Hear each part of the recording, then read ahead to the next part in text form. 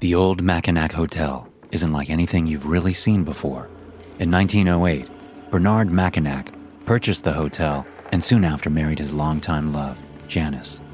The couple had 2 children, both of which would die in the hotel before their 3rd birthday in room 214.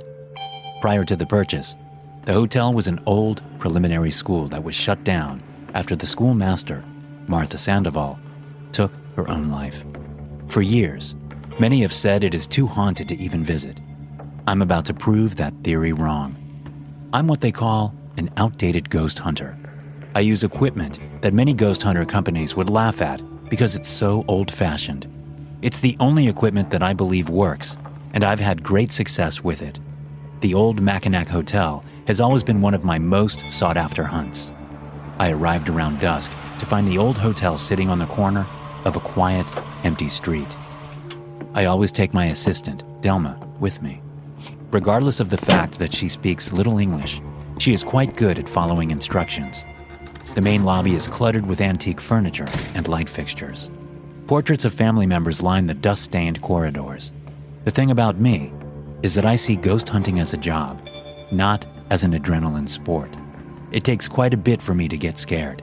I immediately take out my EMF meter, which can detect changes in any type of energy. The gauge bounces wildly. Delma, I want you to stay down here in the lobby while I check out the upstairs. I noticed the change in expression on Delma's face. She didn't want to be here. The main staircase is nothing grand or luxurious. The poorly constructed steps squeak under my feet as I ascend to the top. A cold rush of wind rushes past my face as I reach the top of the staircase. The hallway is dark and uninviting. Again, my EMF meter dances freely with the change in energy. Room 214, it was burned into my mind. As I begin my journey down the hall, footsteps emanate from the staircase behind me and slowly fade away. I continue on my way. The old walkie-talkie clipped to my belt starts humming. It has a static tone to it, almost as if someone is trying to speak. I grab the walkie and hold the talk button. Delma, are you all right? I wait for a moment. Yes, I'm okay. She reassures me. I'm getting a little static on the walkie. I'm going to 214. I will be down in a couple minutes. Once again, I begin to creep forward. I continue forward with painstakingly slow footsteps. I whip my head backwards as hollow sounds of crying emanate in the distance. Crying that sounds like children. I try to keep my mind focused, but I can feel my adrenaline start pumping. My flashlight marks the dreary red carpet in front of me. Carpet that likely hasn't been cleaned in decades. Finally, I reach my destination, room 214. I pause for a moment to collect myself. I slowly crack open the door. The old door hinges that haven't been greased in ages let out a terrible screeching sound. Inside, there's a bed with white sheets. I whisper into my walkie-talkie. Delma. No response. Static. Delma, are you okay? I hear the distant sounds of breathing through the walkie. I hear a low whisper. Delma, I'm coming down now. I call into the walkie-talkie. Again static. And then... Get out! The demonic voice, loud and screaming, almost sends me to the floor. In the corner, I saw a figure hanging by a rope, staring at me through the jet black hair covering her decrepit face. Just then, the door behind me slams shut.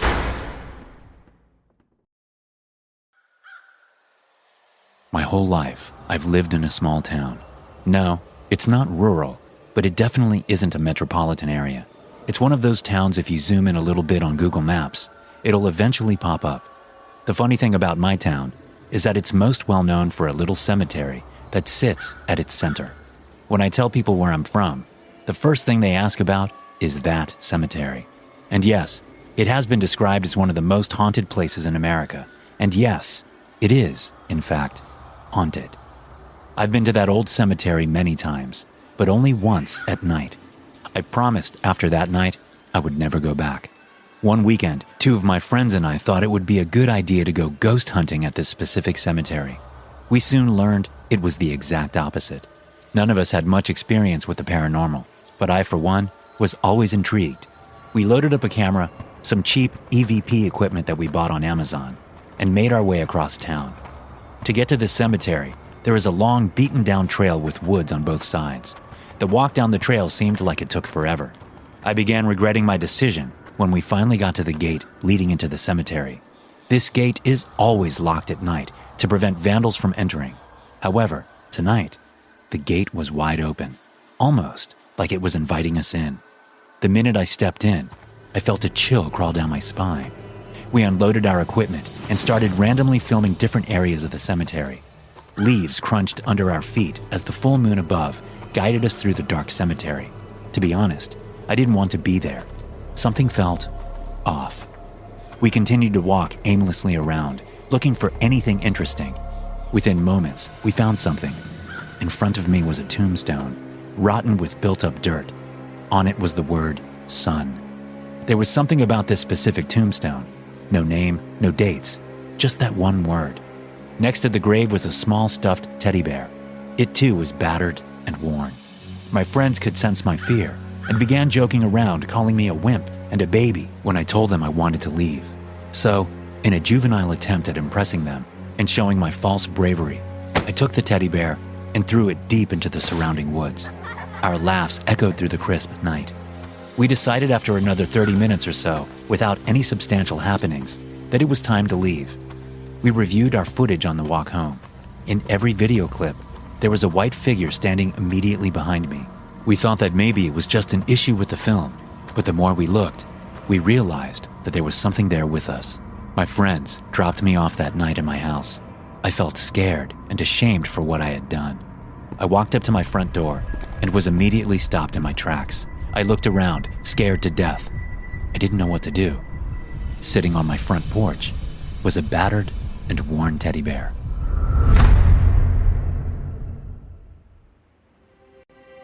My hands began to sweat as I gripped on tightly to my wife, Sarah. "Is there a Walter Thompson here?" Gloria led the ritual. She was an older woman who had years of specialized experience in this type of work. Her husband, Tom, was her business partner and joined us in the ritual today. My wife and I originally reached out to Gloria because we had noticed some strange occurrences happening in our newly purchased home. Doors would creak and close randomly. Objects would move slightly throughout the house. Eventually, it started scaring my wife. So here we are, seated at our kitchen table with the lights dimmed. I felt like I was in a plot for an insidious sequel. To me, this was a bit much. "Walter, are you here with us right now?" Gloria pleaded with someone who didn't respond. With my eyes closed, I smiled at how bizarre this felt. I didn't know who Walter was, but supposedly, Gloria did her research on our house and found that an old man named Walter Thompson owned this house in the late 1800s. I, on the other hand, didn't do my research and simply bought the house because the price was unbeatable. "Walter, can you give us a sign to let us know you're here?" Her words echoed throughout the large dining room. Our hands remained clenched together. "Walter, give us a sign." Moments later, a creak from the old wooden floor got our attention. I peeked out of one eye at my wife, who continued to keep her eyes shut. "Walter, was that you?" Gloria continued to question. Another creak echoed from the wooden floorboards, but this time longer and louder. "Walter, my name is Gloria. I want to know why you remain here in this house." Gloria waited for a response, but got none. "Walter, are you here because of what happened to your wife?" Our large chandelier above our table began to rock back and forth. At this point, everyone, even Gloria, opened her eyes. "Walter, I want you to know that what went on that night happened a very long time ago," she continued. "These people have nothing to do with what happened. These are good people." The lights began to flicker. "Walter, do you understand that?" Without a response, Gloria continued. "Walter, I want you to be free from this house. Your wife is no longer here. You are free to go." I was in shock. I looked at my wife, who no longer had her eyes shut. She was near tears. "Walter?" In the front room, the piercing sound of a television turning on grabbed all of our attention as it loudly switched from channel to channel. "Do not break the circle. Leave it on," Gloria yelled to us. Gloria continued the ritual. "Walter, I demand that you leave this house right now. You have no business being here any longer." The chandelier above rocked ferociously back and forth as stomping from upstairs filled the room. "Ignore it!" Gloria demanded. I stared at my wife in amazement and disbelief as she wept. "Walter, she's gone. Your wife is gone. She cannot hurt you anymore." With that, silence. The chandelier stopped. The television flicked off. The stomping subsided. I looked at my wife and questioned, "What do you know? What the hell happened in this house?" Gloria finally opened her eyes and stared at me. There was a man who lived in this house named Walter Thompson. He was murdered by his wife. He had an affair, and she was never able to forgive him, so she brutally killed him. "What?" I said out of confusion. Gloria let go of my hand and stood up from the table, breaking the circle. "Honey, the circle!" her husband Tom quickly exclaimed, but Gloria stood up and walked over to the window. Her name was Evelyn Thompson. She killed her husband. The chandelier began to lightly swing again. She did everything for her husband, but he was infatuated with the woman living next door. Gloria's husband tried stopping her. "Gloria, please come back to the circle." He didn't realize all that she did for him. Again, Gloria's husband spoke. "Damn it, Gloria, get back to the table." The table began to shake uncontrollably. Gloria turned around and stared with dead eyes at her husband. Her face was changed. "Isn't that right, Walter?" Gloria ran over to her husband and grabbed him and started choking him by the throat.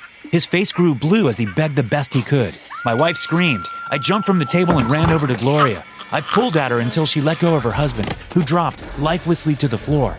"She made me!" Gloria screamed. "She's here! She made me break the circle!" Gloria looked at her husband's cold body. "My God, what have I done?" She wept. I tried to make sense of everything. I grabbed onto Gloria and held her as she cried. I looked around. "Sarah!" I called for my wife, still sitting at the table. "Baby, come here!" My wife stared at me. "Are you okay, Sarah?" I cried out to her. She stood up. Her movements were stiff. "Sarah, honey, we need help over here. What's wrong with you?" She looked at me with dead eyes.